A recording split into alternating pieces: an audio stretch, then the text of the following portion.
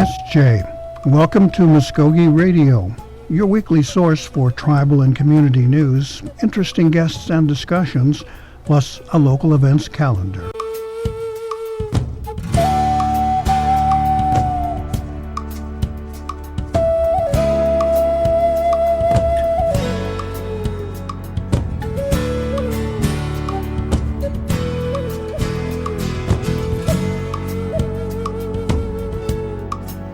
SJ Stongo, Gary Fife, Jahol Jifkados, Mvskoke Radio, Mabo Hedget Awedskis. Welcome to our program. We are enjoying this beautiful Oklahoma Okmulgee weather here today. Gorgeous day. But it's also a day for, I think, all of Americans to take a moment or two and reflect on what this date, 9/11, represents in our history and I believe in world history. Now, it's been 18 years since terrorists commandeered airplanes to attack the World Trade Center and smash it and bring it down. All over our nation, families are gathering, some at Ground Zero there in New York, the Pentagon, and in Pennsylvania, where nearly 3,000 people died on that September morning. Sound of bells tolling all across the nation and names being recited. The anniversary ceremony center on remembering those people, and the names are being read aloud. Moments of silence and tolling bells mark those moments when the aircraft crashed.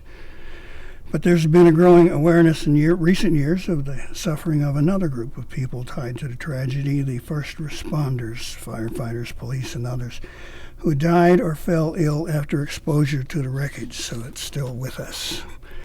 We are recognizing September 11th today by sharing an interview we did back in 2013 with John Hayward. He is a Cherokee man, and he was also director of the Museum of the American Indian at the High Center in New York. Gerald Wofford was on the show with me at that point, and we took time to chat with him, to talk with him, and to have him share his experiences and feelings about this tragic event. So what we'd like to do is share that interview with you once more, and then we'll take some time for a little more reflection. So, the American Center of, Museum of the American Indian in New York director, John Hayward.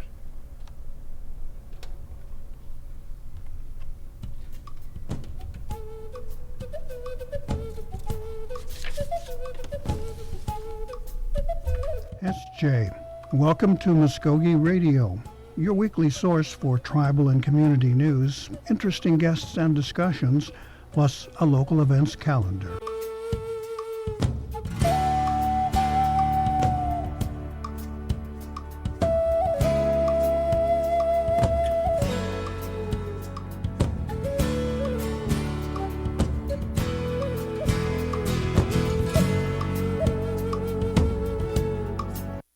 Good morning. Welcome to the Mvskoke Radio program, heard every Wednesday right here on KOKL AM 1240. Gary Fife and Gerald Wofford, as always, joining you on the studio this morning on this beautiful Wednesday morning. And Gary, as we remember today, certainly a very historical day in American history, we want to pay homage certainly to a day in remembrance that's officially known as 9/11. It was 12 years ago today that the Twin Towers in New York City and the Pentagon were attacked by terrorists, killing almost 3,000 people by ramming planes into those buildings and changing our way of life. I don't think anyone's ever been the same since then. I know you go to an airport and things are certainly changed, but I think a lot of attitudes and things have also been changed among Americans, and we don't have, I think, the same sense of security that we once had. But in the same breath, I think A lot of Americans have strengthened their commitment to the nation. We see a lot more flags flying and things like that. That's our topic of discussion today. If you want to give us a call during our program and share, your thoughts or things, please do. As always, we invite you to take part in our show. But we will be speaking with Mr.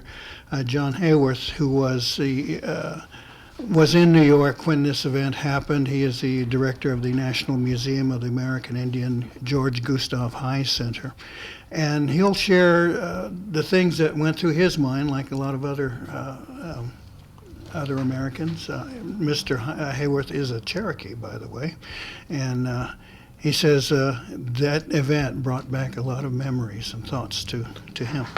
Gary, certainly one of those moments that people like to say that certainly remember what they were doing at that time. Exactly. And if time permits, of course, we'll give our own, personal perspective of Right. that day and how it affected us, and even a little bit later of the Mvskoke Nation News certainly being printed in the reaction in the October 2001 to that horrible day.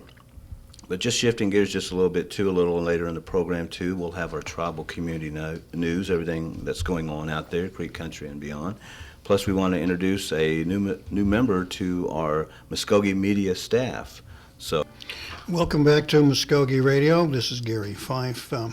We're taking today's program to remember the events of 9/11 that affected all of us 12 years ago.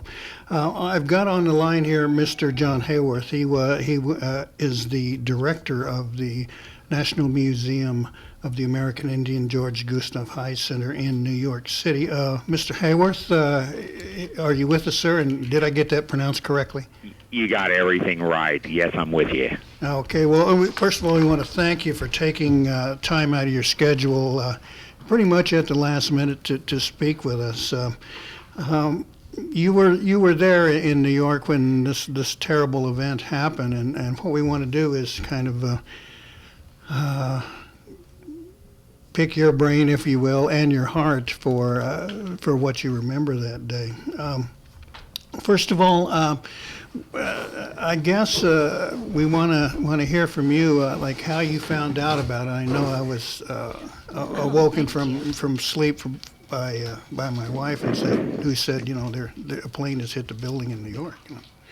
Well, what a day September 11th was in all of our lives. But that morning, I was actually on my way to work riding the subway, and I started hearing little conversations that the other people, the other New Yorkers coming from, I live in Brooklyn, and was coming over to the museum to come to work, and I heard rumblings about the plane and something there was something going on, and I didn't know what it was. And I got out of the subway, which is literally just about a block from the entrance of the museum, which is located just 5 blocks from Ground Zero. I mean, the World Trade Center is just, I've been there, hundreds of times, and have been to meetings and all through it. And but the buildings are so tall right in the immediate vicinity of the museum that you can't see over the museums to see the towers.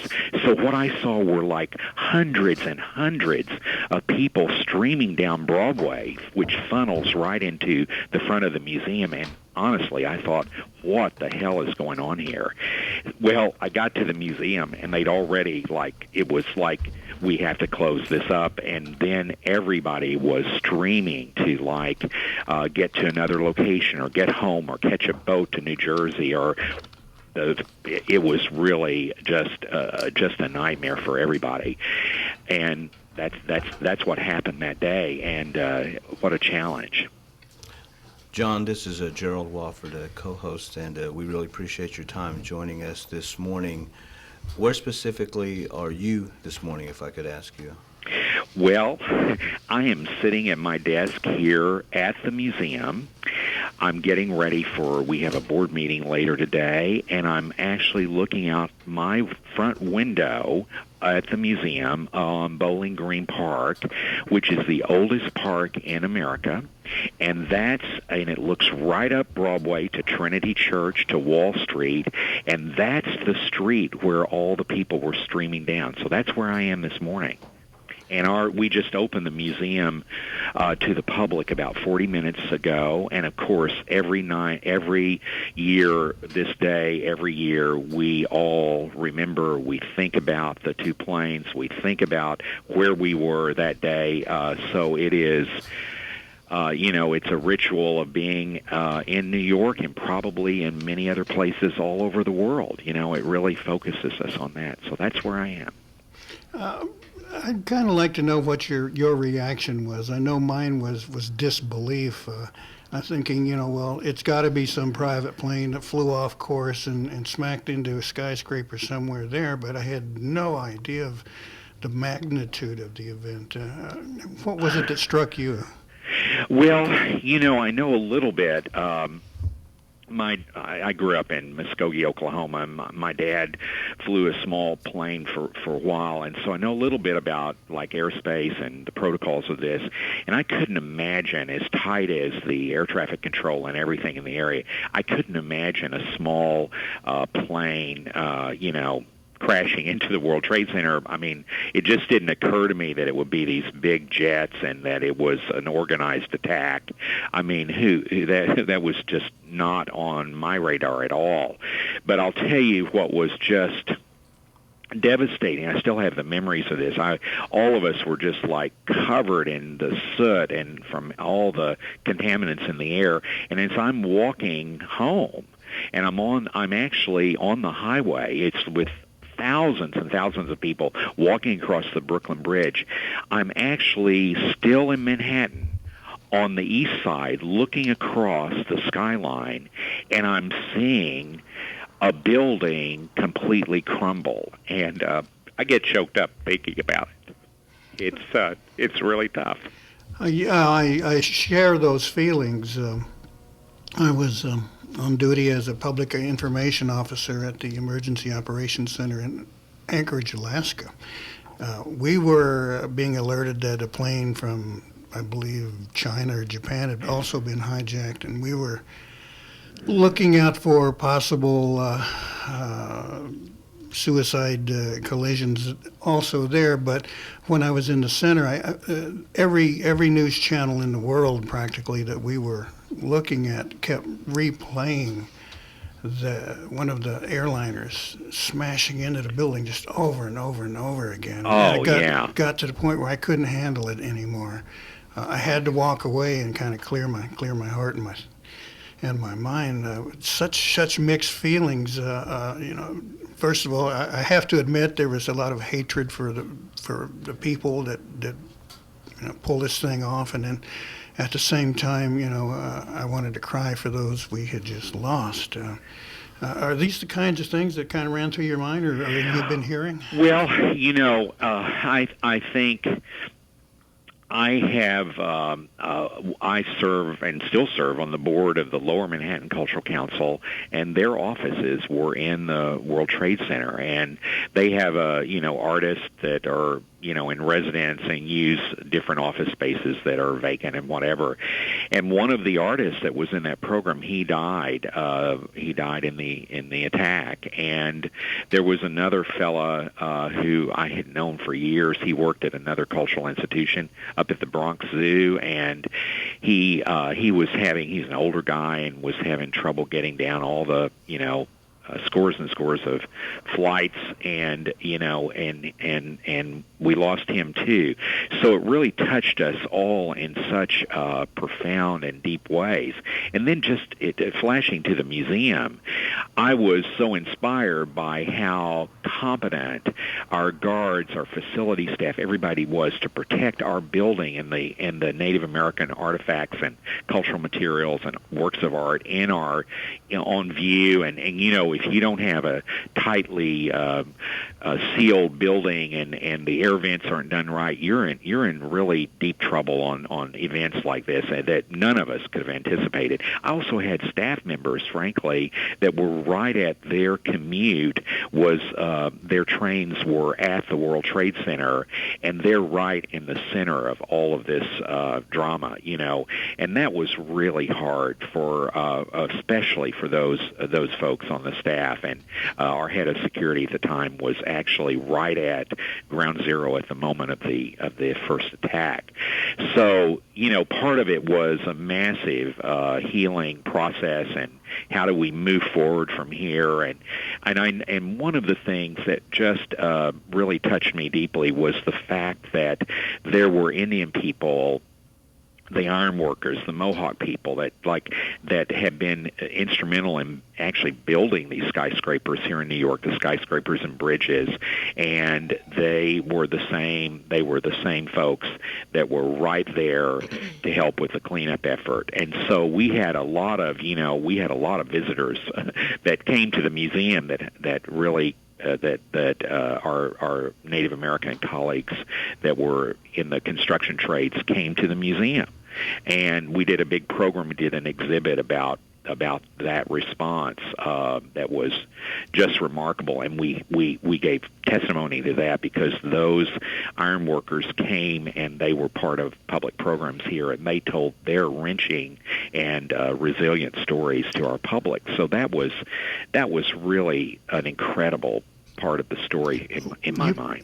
Excuse me. You mentioned efforts to protect your collection. Were those artifacts and things in danger from, I guess, the debris and destruction? Well, if you have, it's a technical thing, but if you've got the air handling system thing, you haven't closed those vents, or you have any open windows anywhere in the whole building, there was such a powerful impact from the dust and from all the debris that has a contaminating effect, and in terms of the air quality, all of that. So the fact that people were professional and right on they moved quickly to seal the building, protect, and also getting people out of harm's way that were already at work, and what do you do in closing the building? And there were some people that were in the building, and some people that had not arrived to work. It happened about the time of start of the workday. So all those factors, and of course you have to think about the human factor first, but of course, being the stewards and caretakers of one, really, the most extensive collection of Native American cultural material of any place in the world, and and not the whole collection, because that is in Suitland, Maryland, at our Cultural Resource Center, and of course we have the museum in Washington D.C. But we had incredible exhibits, and there was one group of lone exhibit of watercolors of the Seth Eastman watercolors from Minnesota that were here, and they were in a gallery that was open to the large rotunda area in the museum. And so anyway, taking those actions very quickly was a way to mediate the situation. It's very important. John Hayworth joining us this morning from the George Gustav High Center in New York City. And John, we really appreciate your time. We know that's a difficult period in history, and personally as well, knowing some of the people there, and the event that you personally experienced there, being at ground zero, as they call it. How would you say that this has changed you? Well, I learned something. Wilma Mankiller, the great Cherokee chief, she's come to the museum many times, and she wrote the book called Every Day is a Good Day. So it's a reminder we have to move on. We have to make every day count, and that's a real lesson. It puts things in a perspective globally that every day does matter. So absolutely, that's a takeaway. The other thing, the inspiration of Native leaders, I'll tell you what Native people in Oklahoma, the state of Oklahoma, and the donation of the Cherokee Nation that gave a fire truck to New York City, and the Cherokee choir that came and sang here as part of our recovery efforts.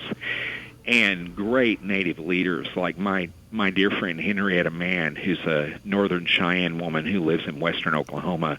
She was part of the wiping of the tears ceremony for not just the staff at the museum and local Native American people in New York, but we had senior federal judges and Wall Street executives and community people and neighborhood residents that came to the museum to really have this moment of, okay, let's take this all in. Let's we're in it together. And so that was really, if I can be so bold, that was really a very important blessing to all of us. It was really so important.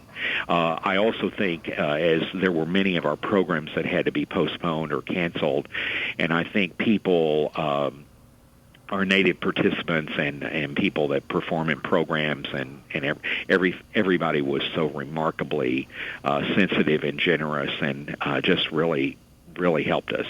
The other thing is, since that time, it gave us a resolve to move forward and do some remarkably important projects, and it just put everybody's focus. So I look at the positive outcomes of this that are so important. So I think it really galvanized us a lot. John, we really do appreciate your time, taking time out today on such a unique occasion, to put it lightly, but something that all of us as Americans will put in our hearts and minds forever. And the words of wisdom that you shared earlier about moving on and what we need to do as people and strengthening and helping one another is so important. And we appreciate that message as well. And just hope the best for you throughout this day and your family. And just hope from time to time that our paths will cross again, and we'll talk about brighter things as well. Absolutely. Come see us at the museum. We'd love to cross trails in person. Mr. Hayworth, let me say wadon. Okay. Wadon. Thank you. Bye. The 2013 interview with John Hayworth, the former director of the Museum of the American Indian and High Center in New York City. We hope that maybe you will take a moment or so to remember all those we lost, people who work there, first responders, those who are still battling illnesses because of that, and hurts to the heart. People around the country are continuing to volunteer at all sorts of things, food banks, schools, homes, and other charitable endeavors on this anniversary. And I need to mention Vice President Mike Pence is attending the Flight 93 National Museum 18th anniversary in Stoystown, Pennsylvania, where the passengers on that plane took control from the terrorists and diverted it from making another attack on our nation's capital. If you're interested perhaps in a more close, touching moment, if you're over in Bixby on Memorial, there's a park over there just by the river that contains a girder that was taken from the World Trade Center there, and it's memorialized each year by the citizens there. So if you'd kind of like to be a little closer to it, that's a good spot. Okay, we're going to take a short pause here, and then we'll be back with discussion of the Eufaula dorm reunion. So if any students there, or you're just curious, stay with us and check it out, and we'll be right back. I started doing it when I was 11. I wanted to be just like my big brother. And some of my friends were already doing it. We got hooked fast. I just can't get enough. I'm Jacob, and I'm addicted to playing the drums. There's lots of stuff that makes it cool to be Native. Doing meth isn't one of them. Find something better to do. Check out ncai.org. A message from the Partnership for a Drug-Free America and the National Congress of American Indians. Okay, we're speaking with Lucinda Myers with the where am I here? Make sure everything is working. Of the Eufaula dorm, Ms. Myers, are you with us? Yes, good morning. It's Donglaw. Oh, Herimoy, Estangazos. We want to thank you for taking a little bit of time here for a discussion with us. First of all, you've got a pretty significant event coming up, a reunion for some of your former students, clients, graduates. What would you call them? I would say my fellow classmates and students and soon-to-be friends that I haven't met. So really looking forward to this exciting time that we're hosting the alumni reunion. Okay. Well, first of all, many people, I'm sure, have heard of the Eufaula Dorm, but may not know much about it. Perhaps you can give us a capsule review of what the dorm is, what its purpose is, perhaps who it serves, and your goals. Yeah, it's a quite interesting history. Eufaula Dormitory, it does have ties to the old manual labor school, which was established in our homelands in Alabama. And then after removal, the school was reestablished in Creek territory here in Oklahoma area, in Eufaula, where it's at now. The school was a co-ed until 1907, and then it was turned into a Creek Girl Dormitory until the early 70s. And it in 1952, the students that attended the dormitory started going to Eufaula Public School, and that's where we are today. The Mvskoke Creek Nation has operated Eufaula Dormitory since 1984, which was really interesting for me to know because that's when I went to school there. I went to school there from 1984 to 1989, from third grade until the middle of my ninth grade year. That's quite a history there now. Why a dormitory? What is the purpose of housing students in that facility? Well, what I believe is, we need a place that where students, we all have different circumstances. Mine's much different. The reason why I started attending there, but there's some students that may not have families to go to, or there's, depending on their circumstance in their household or where they're from.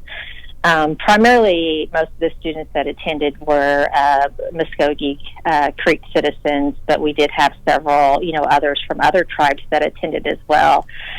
With my story, my mother, she was legally blind. She was born with no eyesight, so she had a disability. She was raising my sister and I, and we were just a year apart. She was a single parent, so when we became school age, she wasn't able to help us with our homework and, take us to school, take us to activities. We lived in Holdenville, Oklahoma. And so, it was very difficult for her as a single parent and with a disability to take care of us. So she made the decision to have us go to the dormitory. So I think it just kind of depends on your circumstance. Right. That's probably the case for most of the boarding schools across the nation where Native students were housed and sometimes taught, put to work, all kinds of things. There's different stories from different places. Mm-hmm. First of all, what happened at the dorm? It's not just a bed, right? It's not just a bed. And, Eufaula Dormitory is quite different from my perspective than, because, we do go to public school, whereas those that attend Riverside Indian Boarding School in Anadarko, they go to school on campus. And so that's a huge difference for us. But, we came back. We go to public school, but then we come back to the dormitory, and that's where we live. We got to go home on during holidays, which is different than some of the boarding schools you may have heard about in the past. And I don't want to downplay. There is a very bad history of boarding schools in U.S. history. So, I just want to mention that because I don't want to downplay that at all. So the students, we thought of each other as brothers and sisters. We lived together, and then we went to school. And there were some, instances where, we would get in altercations with the public school kids, and then we always knew that we had each other's back. So we developed, long-term friendships that we carried over into adulthood. And also, the dormitory, we learned a lot of skills. It was very structured, which, I wasn't used to getting at home. There was a certain time we got up in the morning, we had breakfast, we had to do our chores, we had to go to school, then when we got back, we had homework, so everything was very structured. So I thought, from my experience, it helped me into adulthood be very organized in what I do throughout the day. So that was different. Well, you mentioned kind of a dark history associated with many boarding schools, and that's really a subject we can't ignore. Roaming the country as I have in my career as a gypsy journalist, I have heard that story many times in different parts of the country. I mean, up in the Northwest areas, even California, East Coast. South Dakota is the resting place of many of those stories, and the idea that is central to that situation is they kind of beat the Indian out of you, so to speak. Yeah, it was the save the man, kill the Indian, save the man concept. That's it. Yeah. Yes. And I'm curious. We've heard some really extreme things about absolute cruelty and worse. We won't get into that, but honestly, were those kinds of things ever encountered at the Eufaula Dormitory? I mean, did the students there escape it, so to speak? Did you have to deal with some stern measures? No, just like I mentioned earlier, that Creek Nation took the dormitory over in '84 when I attended. So it had a whole new concept. I think it's a good thing when tribes take it over, because then they don't prevent you from speaking your language or learn your culture, things like that. And what we actually was exposed to at the dormitory was we had a foster grandparenting program where each day we were assigned a native elder would come in and teach us, whether it's artwork, whether it's crocheting. They spent time with us, so that was very helpful to help us in that nurturing relationship and connecting with our elders.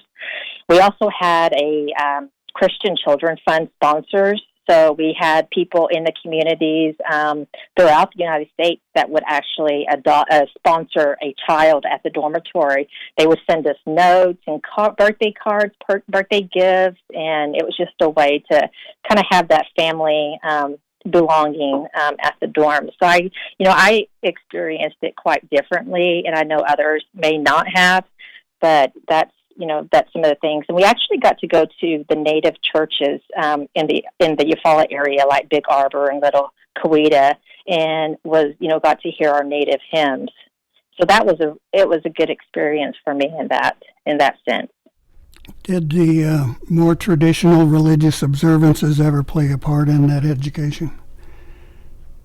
I know that as far as taking us to church. Well, I'm thinking, teaching us stomp dances and things like that. I don't recall ever going to stomp dance during my time there. We had other students that were not Mvskoke Creek, so I think maybe that had a play in it. So, but we weren't beaten for speaking our language or doing anything like that. That's an interesting topic in itself. Now, I don't know if you were encouraged, but in your your remembrances, did the kids speak Muskogee a lot to each other? We were, I grew up in the generation, it was in the 80s, so, our parents were punished. They were physically abused for speaking their language. My mother, I mentioned that she was blind. She went to Calvin, Oklahoma in first pre-K or kindergarten, first grade, and she told me, horrific stories about her getting slapped in the face when she would speak her language because Muskogee was her first language. So I think, a lot of parents in that generation did not teach their children how to speak because of that abuse. So as an adult, I heard conversations my mom would speak to my grandmother as growing up, but she didn't teach me to speak. I'm still learning, and I'm trying to teach my children words, but it's difficult when you don't hear it every day. Right. I think that particular reasoning there, I think, is we're still dealing with the outcome of that, the echoes of it. We're facing a loss of language now. I myself, I admit, I'm a beginner in going to classes and learning, but as I get more capable in the language, I won't say fluent, but I learn to appreciate it a lot more, and I think that's part of the fabric, I think, that held the kids together. Did you see that? Did you feel it? Did the kids share that kind of thing? Growing up in the dormitory? Yeah. We would say. That was one of the ways we could relate to each other, especially when we would attend public school. We could say small phrases where other kids would not know what we're saying, and sometimes they were, insulting phrases to the other kids, and we would say it in Muskogee language, and we would laugh. So, well, you got to have something there. Now, you mentioned kind of a separation between the dormitory children and the other students in public schools. Was that divide real apparent? Did it really make a difference? As far as, what do you mean? Well, Can you explain that better? Socially, I'm not so sure about educationally, but the social relationships are so important when you're a child. One thing that comes to mind, and I know this is not accurate, but gangs. We had no street gangs when I was going to school, but there was a division between the socias and the greasers. And was that kind of thing apparent because of where these students lived? One thing that comes to mind is, there was, in the community of Eufaula, there was a type of prejudice that I did see and did experience while going there, especially the people in the community. I think they had a negative impression of the students they went there. It was still that, those are the poor kids that their families left, or those are the poor kids that got in trouble, and that's why they were sent there mentality. So, when we would get to go to the stores, whether it's the convenience stores to go grab some candy or whatever, we would get those stares and we would get those comments like, make sure you're watching those dorm kids. They're here. They're going to steal. So I did experience that. So there was some divide. That's so sad to hear that sort of thing. Well, I think we're in a more enlightened age now, where we don't see that expressed openly, but there may be covert kind of things. But we've come such a long way now. Now, what are perhaps some examples of cooperation between the dorm kids and the rest of the student body? Yeah, and I'm not saying I did have some really good friends that attended public school. And sometimes, my mother signed a consent form where I could go and spend the night with some of my friends that were outside in the community. So I'm not saying they were all, very prejudiced, but it did happen. Right, yeah. I didn't see a whole lot of it, but when it did, it really stuck in my mind in Tulsa. The dormitory now is getting ready for a reunion. Why don't you tell me about that? Okay. What's the event? Okay, so we have a planning committee. We have about 10 former students on the planning committee. Very excited. We, all have done our part to plan for this huge event. It's Saturday, September 28th, from 12 to 5 p.m. at the dormitory. We've worked closely with the dormitory administrator. They've been very helpful in helping us in the planning process as well. This is the same weekend as the Eufaula Public School all-class reunion, so they have activities going on throughout the weekend for their public school reunion, as well as the high school football homecoming. So that's all the same weekend. So we planned it this weekend so that our former students, alumni, can participate in those activities as well. So we had offered a online registration, which ended this past Friday on the 6th.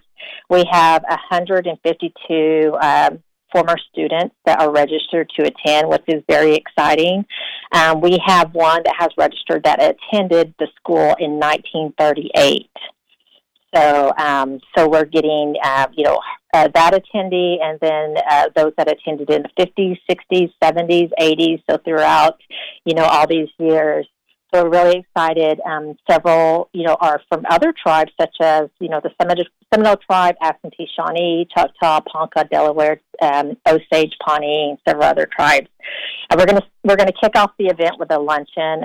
We have a former student that owns a barbecue business, and he is going to help provide some of the food.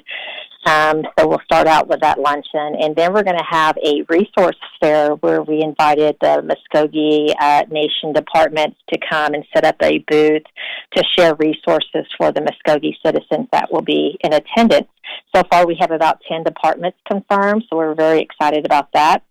We're going to have a tour. We're going to take tours of the boys and girls dorm. And then we have a special memorial that we're going to host. The dormitory has a structure from the old boarding school, which was in, I believe, 1849 is what that structure, that piece of brick, or I think that piece of the building that they have, it says 1849. So we're going to do a special dedication and permanently place that structure onto the campus of where the dorm is now. So we're going to have that special dedication. We've invited our Mvskoke tribal leaders to attend. We have activities going on throughout the day. We're going to have a horseshoe tournament, and we have other games such as volleyball, basketball, frisbee golf going on throughout the day, and then also door prizes as well. We're currently selling reunion shirts. We have, short sleeve, long sleeve sweatshirts available. It's through our online sale, which ends this Friday. So if you're interested, we would love for you to purchase a reunion shirt. And if you have any other questions. Yeah. First of all, I'll let you know I alerted our TV crew about this event coming up, and they've expressed some interest. Although I haven't got a commitment yet, so I can't guarantee anything, but they are interested in seeing this. Now, I guess as time goes on, after students have, graduated from school and moved on with the rest of their lives, some are extremely proud of having had this experience, or in some cases they say survived this experience. Is attending this dormitory during your school years kind of a badge of honor? I think for, I guess so. It's also, I wanted to meet fellow students and to see what they're up to, and maybe hear their stories too, and just share stories about what we experience, whether they're good or bad. So I'm really looking forward to it. Well, yeah, it should be wonderful. I just missed my 50th reunion at Oh, wow. Will Rogers High School in Tulsa. I mean, so in class of '68. Darn it, I had to work and couldn't attend. Well, I tell you what. Why don't you give us the specifics of date, time, etc.? Is there a price involved? And we'll wrap things up here. There is no price to attend the reunion. So again, it's Saturday, September 28th from 12 to 5. So we're inviting, all of our classmates to come and enjoy, as well as their families to come in and enjoy this event and to reconnect. Okay, well, that sounds like a wonderful occasion. We'll see how things work out. So is your banquet going to serve sofki and daklik samuski? Oh, I wish. Unless someone that can donate it. Right. Yeah. Okay. Could you make me 150 pieces of fry bread, please? Yeah.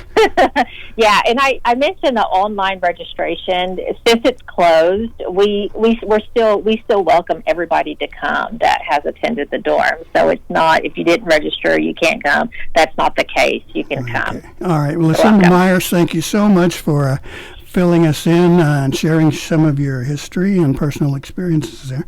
Perhaps we'll make it and cross trails in person. All right, Thank you. All right. It was Lucinda Myers from the Eufaula dorm. Now, we've got elections coming up real quick here, and I would like to share a piece that we did a couple of years back.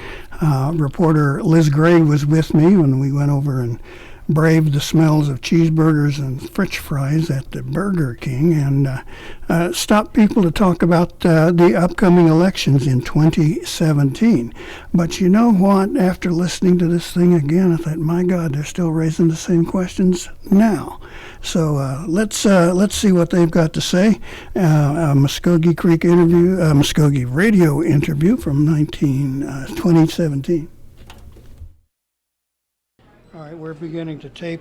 What we're trying to do is get a feel for people's election feelings, their opinions, that kind of thing. First of all, what's your name and where you're from? I'm Ashley Dunn. I'm 22 from Holdenville, Oklahoma. Okay. Are you going to vote in this next election? More than likely, yeah. Okay. What do you think are the important issues in this coming election? Well, I see a lot about the blood quantum.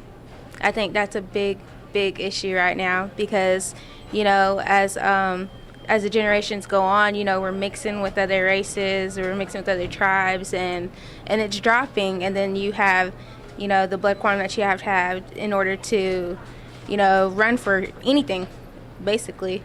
So I think that's a really big issue. What do you think are the necessary qualifications for a candidate? Or perhaps characteristics? Characteristics? Well, I look at whether a person is traditional or not, because I come from a very, very traditional family, and I like to see like princesses that, know our culture, know our language, know our history. I like candidates that I know, from seeing at the stomp grounds and other places, singings, churches. I like to look for that in people. Okay, great. Anything else you'd care to add? Not really. Okay, well, thank you very much. We appreciate it. Talk about your preferences, but okay. Hopefully neutral questions that'll keep you out of trouble. Okay, what's your name and where are you from? My name is Ariel Mullinax, and I'm from Okmulgee. Okay, are you going to vote in the next election? Yes, for chief, yes. Okay. Now, what we are looking to find out are what are the issues that you think are important in the upcoming election for someone to advocate? Well, obviously, keeping our culture alive and present is important, and I feel like the tribe has done a really good job at doing that. But I work for Creek Nation, so I think just overall taking care of our departments, making sure that there's funding for our programs, and making sure that the money is well spent. Now, when you look at a candidate, what is it that you want to see? Their characteristics, perhaps, or what they think are their priorities. What do you want to see?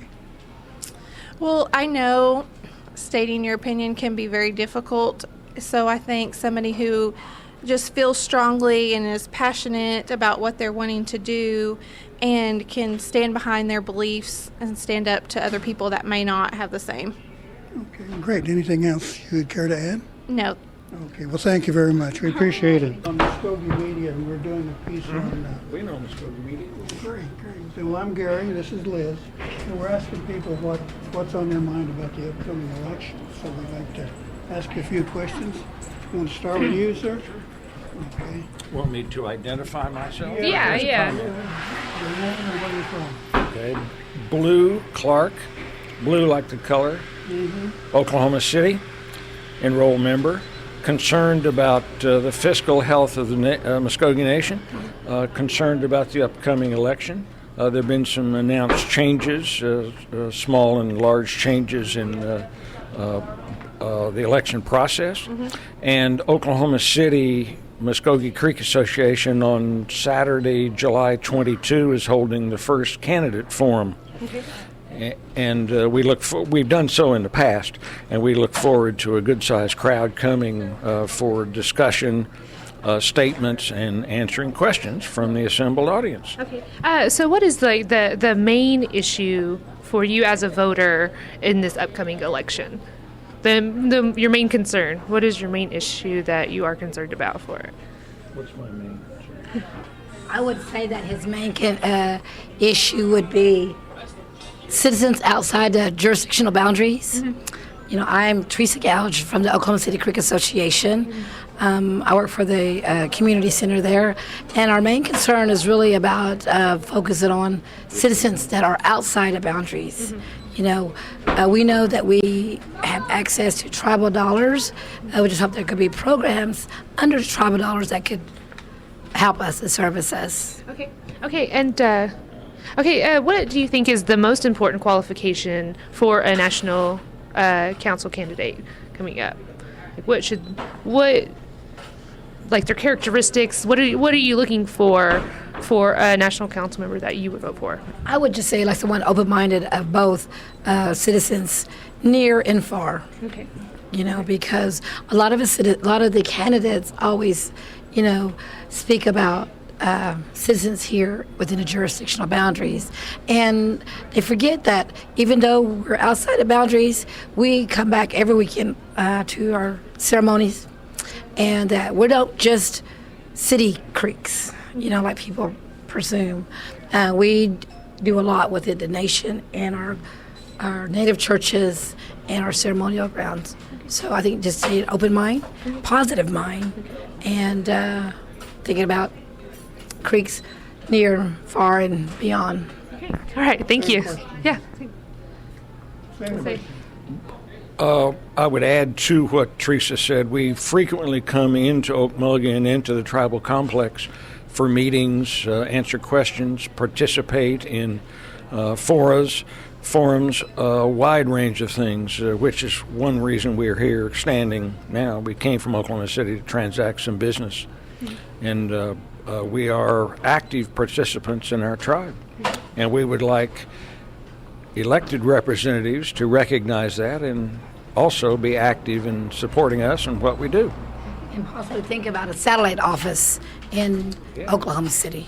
Yeah. Very much. We do get a lot of calls from citizens, Dallas, Houston, Kansas, about how did we do it in a center in Oklahoma City. And so I think with a satellite office, we can help answer or understand their feelings, those who live outside of boundaries. Thank you. Thank you. Keep up the good work. Thank you. First off, I want to ask, are you voting in the upcoming election? Yes. Yes. Oh, and your name and where you're from? Jennifer Shelley, Kellyville, Oklahoma. Okay. All right. So what is the main issue that you're looking at in this upcoming election? Yeah, what's most important? Yeah. What's most important to you whenever you're voting? Giving back to the people, helping the people of within the tribe. Okay. And what are some of the qualifications that you are looking for in a national council member or someone that is running for election? I want somebody that, actually knows where the people come from. I don't want somebody that's, extremely wealthy and doesn't understand how it is to be poor or need assistance or, how do I put it? I don't want somebody that's real self-absorbed and is doing this just for a title or for status. I want somebody that actually cares. All right. Thank you. Okay, if you want to start, just state your name and where you're from. Robert Jones from Okmulgee. Okay. And are you voting in this election? Do you vote usually? I've just now moved back this way, and I just now registered. Okay. Okay. So, what is the most important issue that you're looking at this upcoming election? Jobs. Jobs. Okay. And so, what are you looking for in what qualifications, what kind of characteristics are you looking for in your national council member that you will vote for? Just someone who's just looking out for the people, stuff like that. Okay. All right. Thank you. Okay, just go ahead and state where you're from. I'm from Oklahoma City. Oklahoma City. Okay. Are you going to vote in this election? I vote during all elections. Okay. Okay. What is the most important issue for you in this election? Dealing with the elders and dealing with the children, because the elderly we should show respect to them for the simple reason they're the one who taught us a lot of things that we needed to learn in life.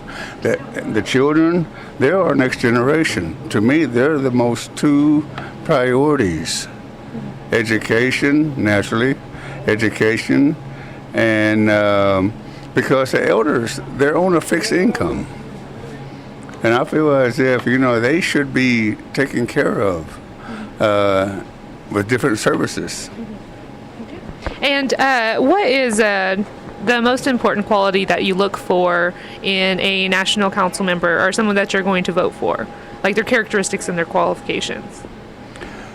If they were brought up traditionally, either by the stomp dance ceremonies or by theology, those are two important things to me for the simple reason they understand the Indian way of life.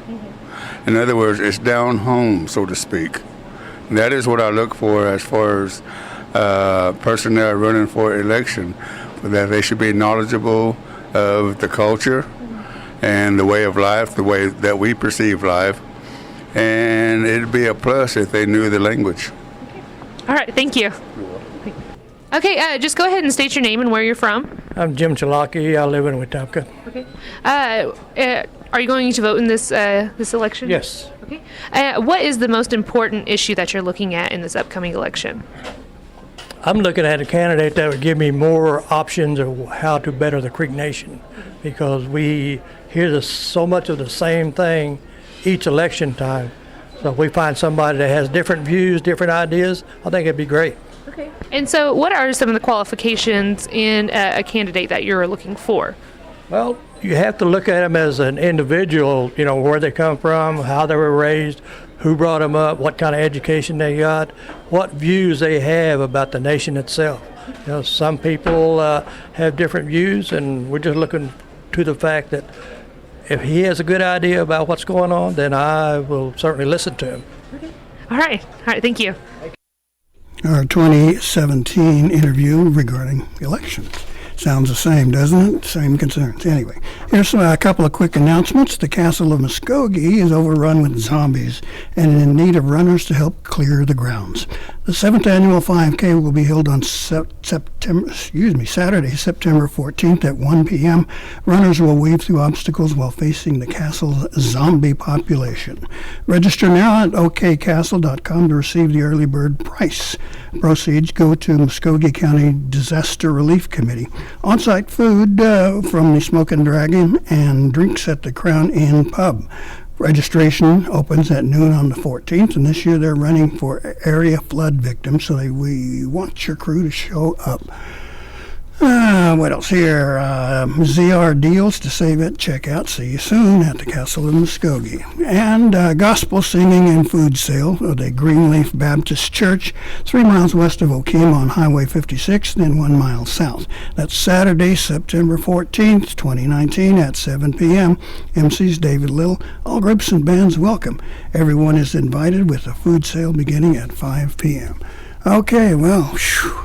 A lot of stuff there. We hope that you enjoyed our stroll through memory lane there, and we'll take a moment to remember our lost ones and loved ones from 9/11. Okay, Manu.